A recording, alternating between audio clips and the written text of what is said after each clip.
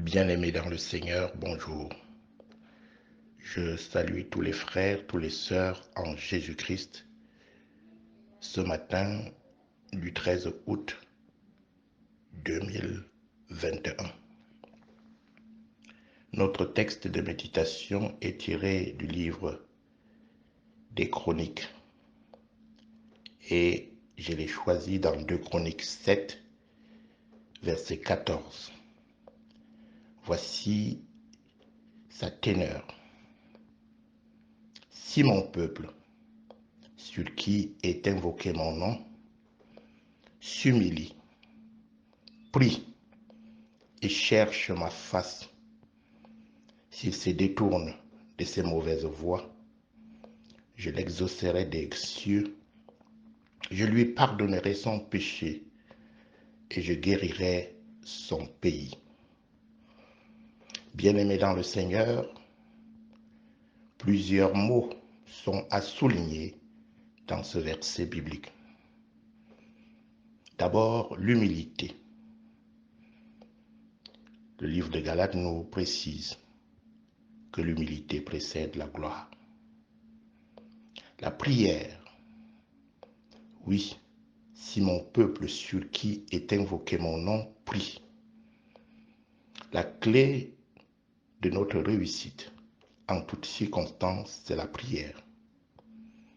Mais cette prière doit s'accompagner de la recherche de la face de l'Éternel, cette recherche continuelle qui doit caractériser notre message, notre vie et notre quotidien.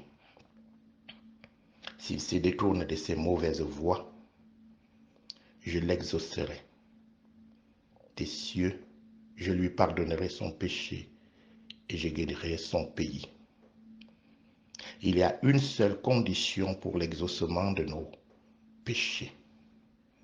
Et la condition, bien-aimée, de notre exaucement passe par les différents mots que je viens de citer précédemment. L'exaucement est aussi suivi du pardon et de la guérison. Depuis plus de 2 ans, le monde a été infecté par le coronavirus qui a certainement frappé beaucoup d'entre nous, beaucoup de nos proches, beaucoup d'amis et beaucoup de malades. Bien-aimés, chacun de nous souffre et a besoin de guérison. D'abord de guérison spirituelle, parce qu'il y a des manquements en nous, des choses qui ne glorifient pas notre Dieu. Romains nous déclare que tous ont péché et privés de la gloire de Dieu. Cela signifie que chacun, en creusant au plus profond de lui, peut se rendre compte de sa finitude, des exactions, des choses contraires à la volonté de Dieu, faites aujourd'hui, hier ou demain. Mais notre essence de pécheur a une espérance parce que nous ne sommes pas condamnés à demeurer dans le péché. Le Christ est venu et c'est cette promesse qui nous réconforte. Il est venu avant même que nous naissions pour que nous puissions vivre une autre dimension de notre existence. Jésus, qui n'est pas encore cité ici dans le livre de Chroniques, mais auquel les différents textes de l'Ancien Testament font allusion, vient. Il vient à travers le comportement, nos façons de faire, qui peuvent simplement engager notre transformation. Dieu veut que nous nous humilions.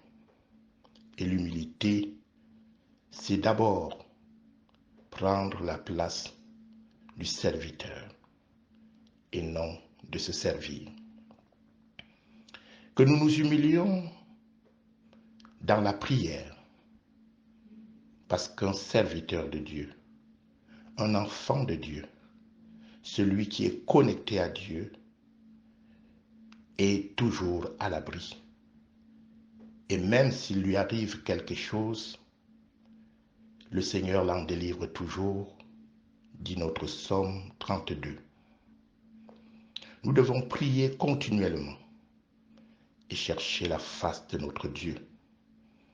Oui, bien-aimés, Dieu veut nous pardonner de nos difficultés. Dieu veut nous pardonner de notre égoïsme. Dieu veut nous pardonner de nos querelles, de nos manquements et de toutes nos habitudes contraires à sa volonté.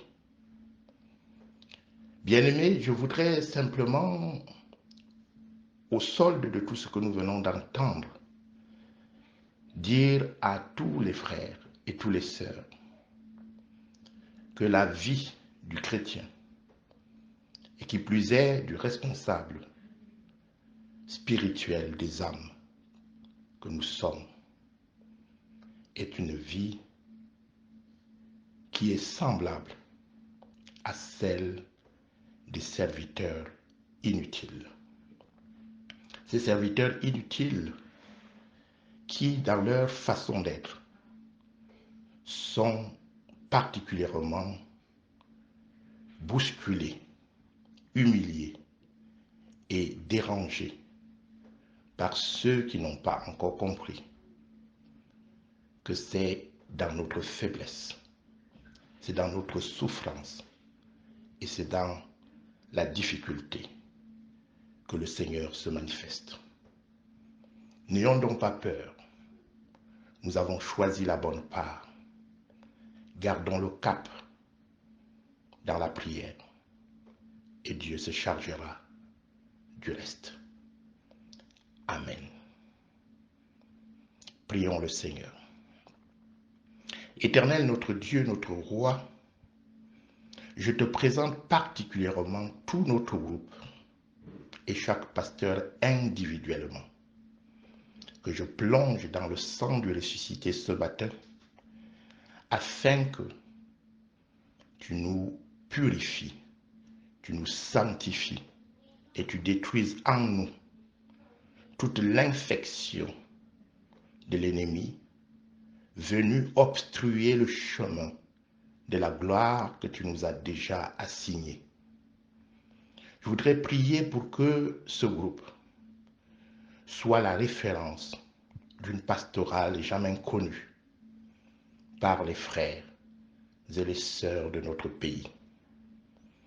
Que ce que nous avons envisagé de faire soit le symbole d'une plénitude d'action des serviteurs de Dieu immigrés en France, qui laissent une trace sur le chemin de la foi. Unis davantage nos cœurs et nos âmes pour que nous puissions participer à la construction de ton royaume, qu'il soit rouge, jaune, blanc, de quelque couleur que nous soyons, que notre intégration, que notre vie avec ceux qui nous ont accueillis et le vivre ensemble avec nos frères du nord, du sud et de l'est soit manifesté pleinement dans ce que nous allons construire. Bénis exceptionnellement ceux qui sont dans la détresse, ceux qui sont dans la souffrance, ceux qui sont malades. Je voudrais prier pour ceux qui ont des difficultés d'ordre matériel, d'ordre spirituel, d'ordre moral. Interviens dans nos familles et bénis nos enfants. Bénis tous nos proches et les chrétiens de nos différentes communautés. Que la grâce, que la paix, que l'amour renouvelé de notre Seigneur Jésus-Christ soit sur chacun d'entre nous. Excellente journée à tous. Amen.